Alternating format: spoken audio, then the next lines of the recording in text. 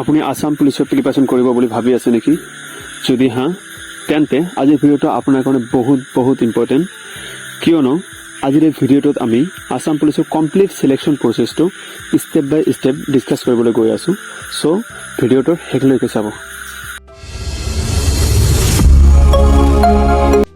Hello everyone, welcome back to the channel Exam Assam. At first online form fill up হয় আৰু ইয়াৰ পৰাই আসাম পুলিচৰ সিলেকশ্যন প্ৰচেছটো আৰম্ভ হয়। আৰু ফৰ্মত আপোনাৰ পাৰ্সোনাল ডিটেইলছ, এডুকেশ্যনেল কোৱালিফিকেশ্যন আৰু প্ৰিফাৰ্ড পোষ্ট কেয়াৰফুলি সিলেক্ট কৰিব লাগে। ফৰ্মটো একচেপ্ট হোৱাৰ পিছত আপোনাৰ এডমিট কাৰ্ড আহিব। তাত লিখা থাকে আপোনাৰ physical standard test and physical efficiency test কেতিয়া আৰু ক'ত হ'ব। আৰু ফিজিকেল এক্সামৰ দিনা এট ফাৰ্ষ্ট আপোনাৰ ডকুমেণ্ট ভেৰিফিকেশ্যন কৰা হয়, য'ত অৰিজিনেল চাৰ্টিফিকেটবোৰ চেক কৰে। The next stage physical standard test হয়। ফিজিকেল ষ্টেণ্ডাৰ্ড টেষ্ট য'ত আপোনাৰ হাইট, চেষ্ট আৰু ৱেইটটো মেজাৰ কৰে। মিনিমাম হাইট জেনাৰেল OBC আৰু MOBC মেলৰ কাৰণে 162.56 সেণ্টিমিটাৰ আৰু ফিমেলৰ কাৰণে 154.94 সেণ্টিমিটাৰ। HC মেলৰ কাৰণে 162.56 সেণ্টিমিটাৰ, ফিমেলৰ কাৰণে 154.94 সেণ্টিমিটাৰ।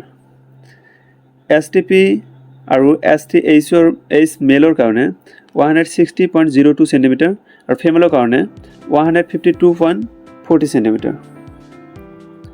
দেন চেষ্ট এইটো আৰু অকল মেলৰ কাৰণে জেনাৰেল OBC আৰু MOBCৰ কাৰণে নৰ্মাল 80 সেণ্টিমিটাৰ আৰু এক্সপেণ্ডেড 85 সেণ্টিমিটাৰ। SC আৰু STPৰ নৰ্মাল 80 সেণ্টিমিটাৰ আৰু এক্সপেণ্ডেড 85 সেণ্টিমিটাৰ। STHৰ নৰ্মাল 78 সেণ্টিমিটাৰ আৰু এক্সপেণ্ডেড 83 সেণ্টিমিটাৰ। ডকুমেণ্ট ভেৰিফিকেশ্যন আৰু ফিজিকেল ষ্টেণ্ডাৰ্ড টেষ্টৰ পিছত হয় মেডিকেল টেষ্ট, য'ত আপোনাৰ আইচাইট, ব্লাড প্ৰেছাৰ, নক নি এটচেট্ৰা চেক কৰে। আৰু তাৰপিছত আহে আটাইতকৈ হাৰ্ড আৰু challenging stage physical efficiency test, race, long jump আৰু চিন আপ। ৰেচ মেলৰ কাৰণে 3200 মিটাৰ 14 মিনিটত মাৰিব লাগে আৰু ফিমেলৰ কাৰণে 1600 মিটাৰ 8 মিনিটত মাৰিব লাগে। দেন লং জাম্প মেলৰ কাৰণে 335 সেণ্টিমিটাৰ আৰু 3টা চান্স পায়, ফিমেলৰ কাৰণে 244 সেণ্টিমিটাৰ, সিহঁতেও 3টা চান্স পায়। আৰু যিসকলৰ AB পোষ্টত এপ্লাই থাকে সিহঁতক এক্সট্ৰা চিন আপ মাৰিব লাগে আৰু মিনিমাম 4টা চিন আপ মাৰিব লাগে। 4টাতকৈ কম মাৰিলে ডিছকুৱালিফাই। 4টা মাৰিলে 10 মাৰ্ক, 5টা মাৰিলে 11 মাৰ্ক, 6টা মাৰিলে 12 মাৰ্ক, 7টা মাৰিলে 13 মাৰ্ক, 8টা মাৰিলে 14 মাৰ্ক, 9টা মাৰিলে 15 মাৰ্ক, 10টা মাৰিলে 16 মাৰ্ক, 11টা মাৰিলে 17 মাৰ্ক, 12টা মাৰিলে 18 মাৰ্ক, 13টা মাৰিলে 19 মাৰ্ক আৰু 14টা মাৰিলে 20 মাৰ্ক। যিসকলে ফিজিকেল এফিচিয়েঞ্চি টেষ্ট ক্লিয়াৰ কৰে সিহঁতৰ আকৌ ৰিটেন এক্সাম হয়। আৰু ৰিটেন এক্সামত এটা পোষ্টৰ কাৰণে 5জনকৈ কেণ্ডিডেট মাতে। ৰিটেন এক্সামটো 50 মাৰ্কৰ হয় আৰু 100টা কুৱেশ্যন আহে। আৰু ৰিটেন এক্সামত যিসকল কেণ্ডিডেটে পাছ কৰে সিহঁতৰ আকৌ ভাইবা হয় আৰু ভাইবাত এটা পোষ্টৰ এগেইনষ্টত 2জনকৈ কেণ্ডিডেট মাতে।